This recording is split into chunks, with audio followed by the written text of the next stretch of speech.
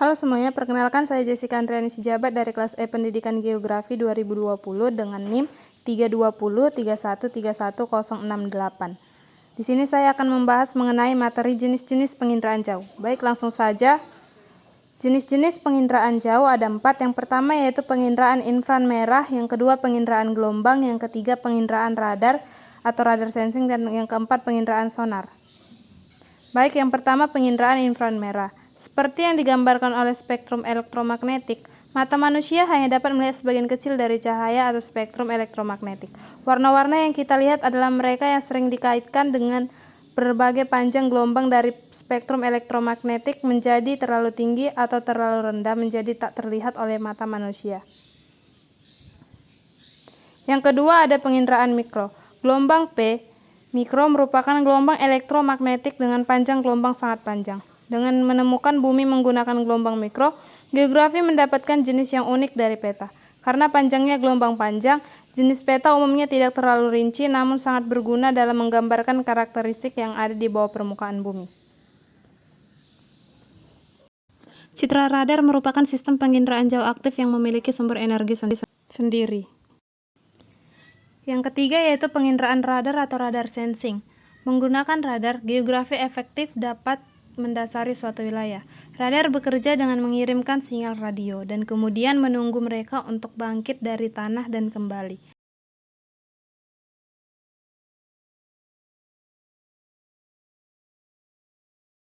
Yang keempat adalah penginderaan sonar atau sonar sensing. Cara kerja sonar sama seperti radar, hanya saja gelombang yang dikirimkan yaitu gelombang suara. Dengan mengukur waktu yang dibutuhkan gelombang suara ini untuk melakukan perjalanan menuju objek dan memantul kembali memungkinkan untuk menghitung jarak.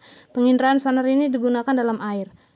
Hal ini memungkinkan ilmuwan untuk secara akurat memetakan 2/3 dari bumi yang berada di bawah air. Salah satu penggunaan umum dari sonar penginderaan dalam perahu nelayan.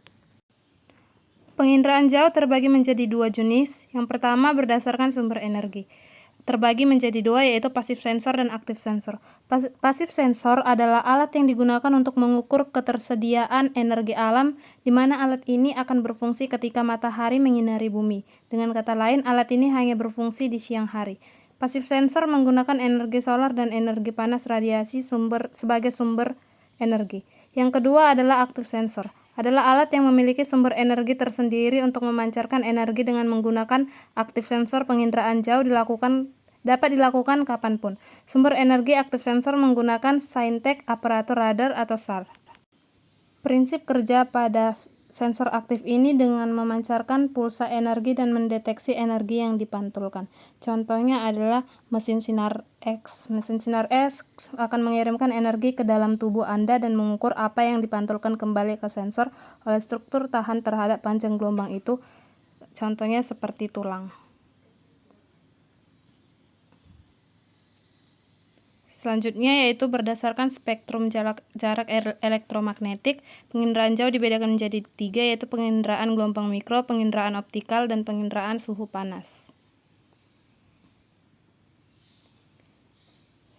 Selanjutnya adalah citra foto. Sesuai dengan sistem penginderaan jauh yang distandarkan, maka citra penginderaan jauh secara garis besar dibagi menjadi 2 yakni citra foto atau foto udara dan citra non-foto. Foto udara atau air foto merupakan luaran hasil rekaman dari sensor kamera fotografi udara yang dalam rekamannya menggunakan spektrum atau panjang gelombang 0.4 sampai dengan 0.7 UM dan perluasannya ke bawah meliputi gelombang ultraviolet 0.3 UM dan ke atas sampai gelombang inframerah dekat pantulan 0.9.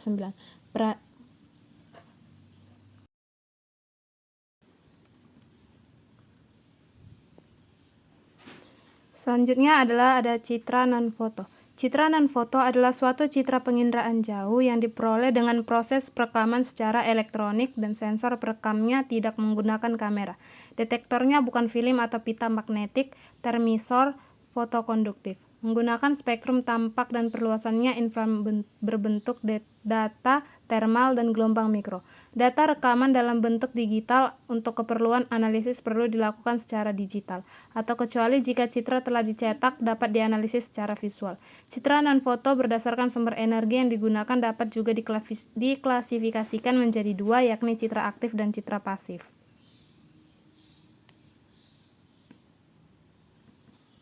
Baiklah, sekian hasil dari pemaparan materi saya. Semoga materi yang saya sampaikan dapat bermanfaat untuk kita semua. Terima kasih.